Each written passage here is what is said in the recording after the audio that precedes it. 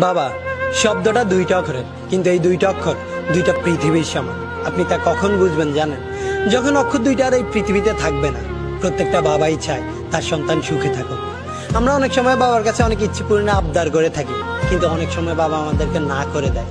তখন আমরা হয়তো ভাবি আমাদের বাবা আমাদেরকে ভালোবাসে না, কিন্তু আপনি হয়তো জানেন না আপনাকে না করে দেওয়ার কারণে আপনি যতটা কষ্ট পেয়েছেন তার চাইতে 1000 গুণ বেশি কষ্ট বাবার হৃদয়টাকে ক্ষত বিক্ষত করে দেয়।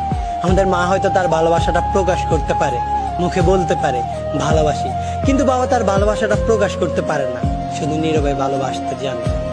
জীবনের এই চলার পথে আমরা আমাদের বাবাকে অনেক বেশি ভালোবেসে ফেলি। আমরা তা কখন বুঝতে পারি জানেন? বাবা মারা যাওয়ার পর। আমরা হয়তো আমাদের মাকে অনেকবারই বলেছি ভালোবাসি মা, কিন্তু বাবাকে হয়তো এখনো একবারও বলে হওয়া ওঠেনি ভালোবাসি বাবা।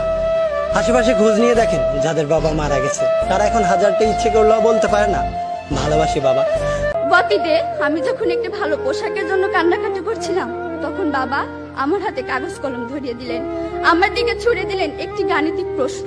একজন দিনমজুরের দৈনিক আয় 300 টাকা হলে মাসে তিনি কত টাকা আয় করেন?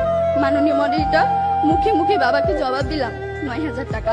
বাবা আমার কাঁধে হাত রাখলেন, চুলের মাঝে হালকা বিলি কেটে বললেন, মা রে, তোর এই বাবা হাই স্কুলে শিক্ষক হিসেবে মাসে 8000 টাকা বেতন পায়। আমি কোনো প্রশ্ন করতে পারিনি বাবাকে। লজ্জায় বাবার মাথাটা নিচু হয়েছিল। পৌরাত্বের দ্বার প্রান্তে দাঁড়ানো বাবার বয়সে চোখ হতে খসে পড়ে জল। জানেন